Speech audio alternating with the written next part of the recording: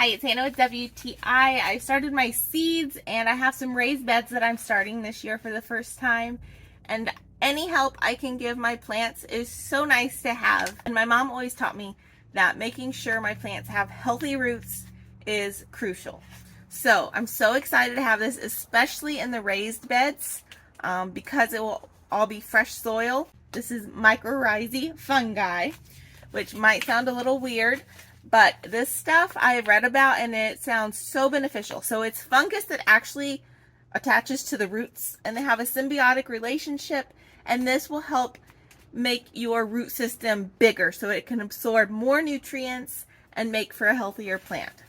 You just put it under a layer of dirt with your roots and you are good to go.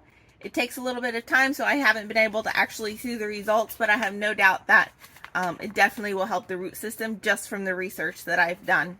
So this might look like a really small bag and you might think that's not going to do anything for a big raised bed, but it doesn't take a whole lot. So like for a small plant or a vegetable start, you need 1 teaspoon of this by the roots. So not a lot of it is needed, but it will still be beneficial. It looks like dirt, really rich, dark dirt. That's the consistency of it.